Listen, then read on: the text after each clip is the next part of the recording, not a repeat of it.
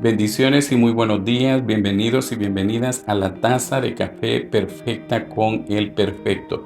Una cápsula creada precisamente para poder compartir una o varias porciones de la palabra de Dios, de las Escrituras, a fin de que éstas nos lleven al siguiente nivel de nuestra fe en los términos que se consagra en Romanos capítulo 10, versículo 17. Esta mañana, como todos los martes lo hemos estado haciendo a partir de algún tiempo. Vamos a hablar de esos temas, como digo, de la humanidad, de la cotidianidad. Y es un fenómeno, una situación, una aberración a mi apreciación personal, el tema de los abusivos y las abusivas espirituales. Es importante que nosotros sepamos qué es lo que significa un abuso. Y el abuso es un exceso perjudicial para la sociedad, para una comunidad, para una congregación injusta, causada por el mal uso del poder o la autoridad que se le ha delegado al abusivo o la abusiva. El abuso espiritual es una injusticia que emana siempre, ¿verdad?, de personas que están y ostentan algún nivel de autoridad. Y dice el comentario que entre ellos están los sacerdotes, los pastores y los peores, los encargados ministeriales. Vemos cómo estas personas son perjudiciales a la comunidad cristiana y usted me dirá, pero ¿en qué sentido son perjudiciales? Porque hay ciertas personas dentro de las que están escuchando estos comentarios que yo las considero muy ingenuas, ¿verdad? Y una cosa es ser ingenuo y otra cosa es ser inocente, ¿verdad? Pero lamentablemente tienen ante sus ojos a este tipo de personas y no logran detectarlas. O probablemente la nobleza que satura su mente y su corazón no les hace percibir el mal olor que este tipo de personas emite. Este tipo de personas que son los abusivos y las abusivas, los abusadores y las abusadoras, tratan muchas veces de ser atractivos y de seducir a las personas, haciéndoles o estimulándoles alguna cualidad que tienen a fin de volverlos dependientes y de esa manera manipular a las personas. El abuso espiritual suele hacer referencia a un abusador que utiliza su mayor rango como ventaja sobre el abusado. Yo soy el sacerdote, yo soy el pastor, yo soy tu líder. Esta última frase la voy a hacer muy enfática, subrayado, en mayúscula, con neón e intermitente. Lastimosamente, muchos líderes damos asco en el sentido de volvernos manipuladores. El abuso espiritual suele incluir al menos una de las siguientes características, las cuales voy a leer textualmente de acuerdo a un estudio que algunas personas indiscutiblemente conocedoras del tema lo han traído a cuenta y pues me es en este momento muy oportuno el poderlo compartir con cada uno y cada una de ustedes. Hay un abuso psicológico. Mis hermanos y hermanas, hay una ley contra la violencia intrafamiliar en nuestro país. Hay una ley especializada de abuso por violencia y discriminación contra la mujer, pero en ningún momento se ha establecido una ley que establezca este tipo de abusos. Y muchas veces sacerdotes, pastores y, repito una vez más, indignamente llamados líderes o coordinadores, cometemos el abuso psicológico sobre las personas. Esto es una aberración que definitivamente dentro de las congregaciones debería de abordarse inmediatamente y con urgencia, porque definitivamente, tal y como lo decíamos con anterioridad, estas personas realmente son perjudiciales a la comunidad cristiana. Cuando una oveja llega herida al redil y es acogida por el Señor, ¿verdad?, quien le llamamos nosotros nuestro pastor, nos acoge con amor, con tolerancia, con perdón, con aceptación, y viene una de estas personas abusivas y se encarga precisamente, lejos de buscar la restauración plena que la persona tiene, el venirse a convertir en una persona que lastima y abusa psicológicamente de un miembro de una congregación o de un ministerio en especial. Estas personas normalmente realizan actos o pronuncian palabras que dañan la dignidad de la persona. Lamentablemente no conocen el respeto, por eso es que se llaman abusivos o se llaman abusivas. No conocen el respeto, no tienen límites. Y muchas veces, como lo he manifestado yo en muchas ocasiones, su liderazgo doméstico lo quieren ir a ejercer a la iglesia, porque si lo enlazamos con el tema que vimos en la ocasión anterior, que era respecto de la hipocresía, decíamos de que esa gente realmente tiene un rol doméstico, un rol eclesiástico, un rol laboral, un rol social, y en cada uno de esos roles tiene una máscara totalmente diferente.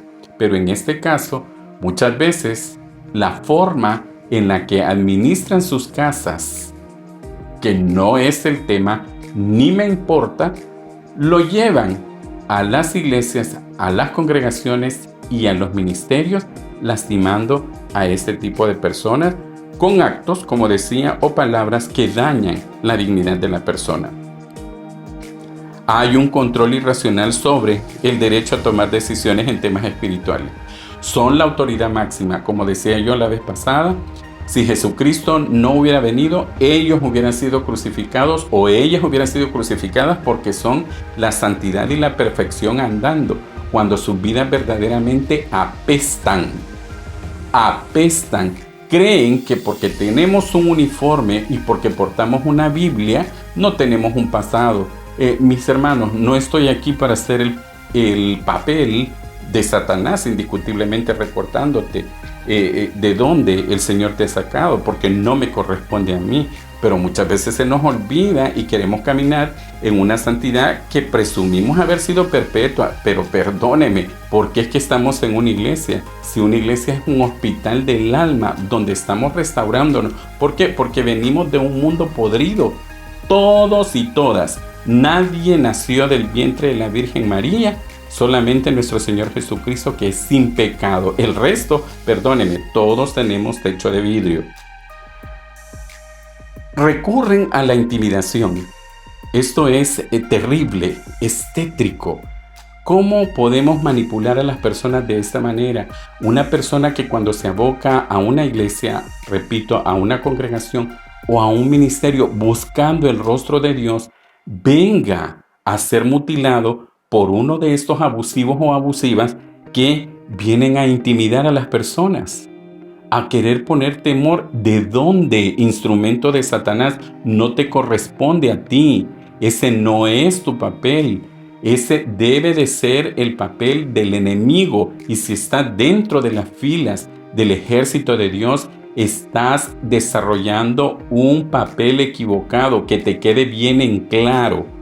Que te quede bien en claro. Y no te digo ni hermano ni hermana, porque realmente un hermano es alguien que ya fue lavado por la sangre de Cristo, que ha sido perdonado y que verdaderamente está buscando en esa regeneración y esa transformación algo totalmente diferente, y no cometiendo cada una de estas conductas que realmente, repito una vez más, son perjudiciales para la comunidad cristiana. Hacen acusaciones falsas, no tienen sustento, no hay fundamento.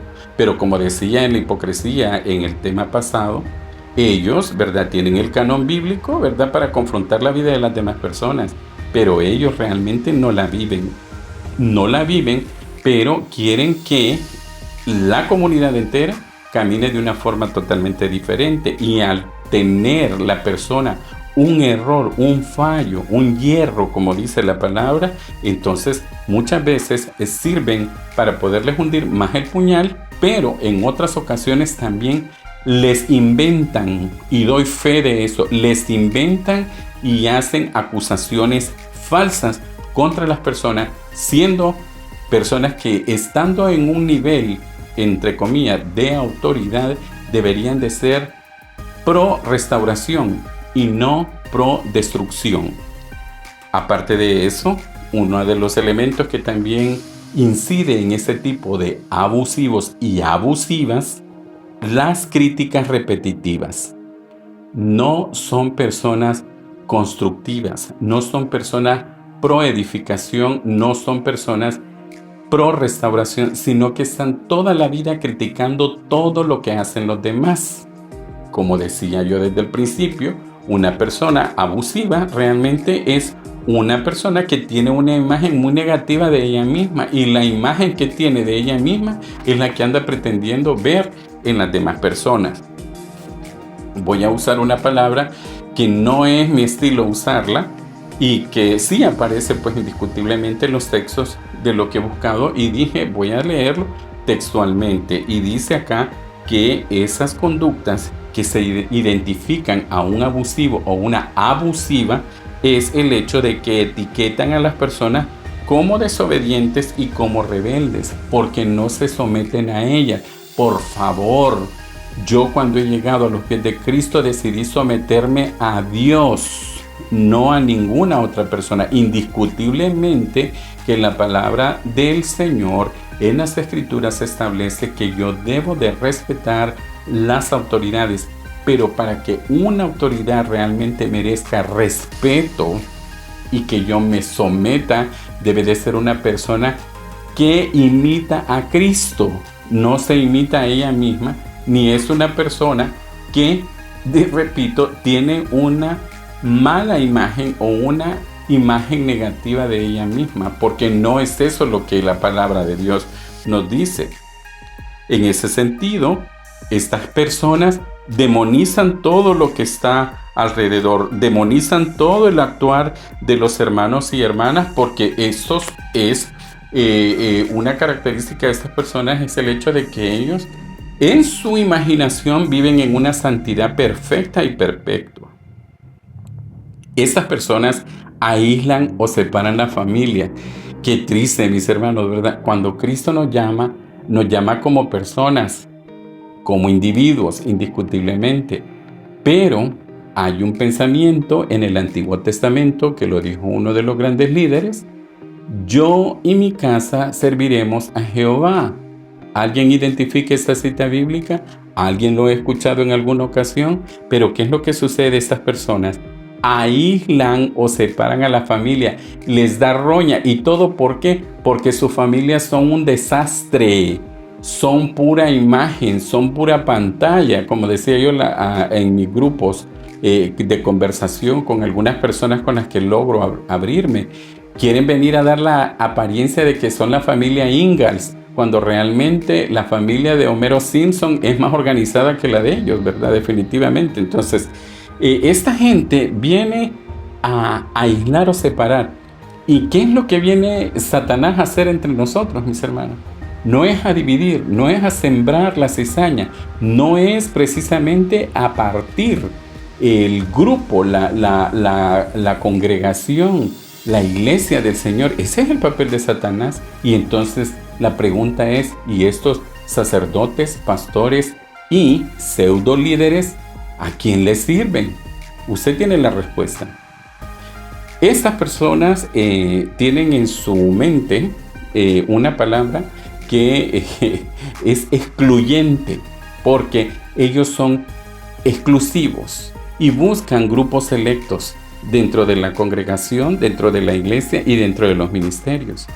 No, al hermanito o la hermanita que no le va a reportar absolutamente ningún beneficio, perdóneme, no la toman en cuenta absolutamente para nada, ¿verdad? De sus eventos sociales que solamente ellos pueden permanecer porque tienen el acceso y la libertad para poder hacerlo, pero de que lo van a tomar en cuenta, no. Y si lo hacen en alguna ocasión, como decía en el tema de la hipocresía, lo hacen convenencialmente, en este caso no usando a Dios a su favor, sino usando a las personas para poder tener ellos una imagen de piedad, como lo decía con anteriormente. Solo se relacionan óptimamente con personas que les conviene a sus intereses de diversa índole. Aparte de eso, mis hermanos, algo que caracteriza a este tipo de personas es que son abusivos económicamente y lo hacen en el nombre de Dios. Son insaciables, siempre están buscando un, entre comillas, proyecto para poder estar sangrando. Es que, perdóneme, la sanguijuela no es absolutamente nada. Siempre están succionando la sangre de los hermanos, cuando realmente no se valora realmente lo que el hermano está haciendo, el esfuerzo que está haciendo, sacando de su presupuesto para poder invertir en X, Y, Z proyecto que en el nombre de Dios se trata de ejecutar, cuando sabemos que la verdadera intención es precisamente el tener ellos renombre y ser ensalzados y alabados y reconocidos por las autoridades, porque no le interesa que usted y yo, como hermanos comunes del grupo que podamos estar, le reconozcamos a la persona, sino que sean las autoridades que sepan que usted es don señor, doña señora, abusivo o abusiva, como digo yo, saludando con sombrero ajeno. Cuando nosotros vamos a ver allá en el Evangelio según San Juan, encontramos en el capítulo 7, versículos del 45 al 52, una porción que pues efectivamente habla sobre esta situación en específico y pues usted lo puede leer, ¿verdad? En su momento de su devocional. Repito, son de los versículos del 45 al 52 del capítulo 7. Solamente leo y dice: nunca ha hablado hombre así. Los alguaciles vinieron a los principales sacerdotes y a los fariseos, y esos les dijeron: ¿por qué no le habéis traído? Los alguaciles respondieron: jamás hombre alguno ha hablado como este hombre. Entonces los fariseos le respondieron: ¿también vosotros habéis sido engañados? ¿Acaso ha creído en alguno de los gobernantes o de los fariseos? Vea cómo se refiere este tipo de gente. Está hablando de los principales sacerdotes y los fariseos, que es en la categoría que esta persona pertenecen. Y dice: mas esta gente que no sabe la ley, maldita es. Lea usted los subsiguientes versículos.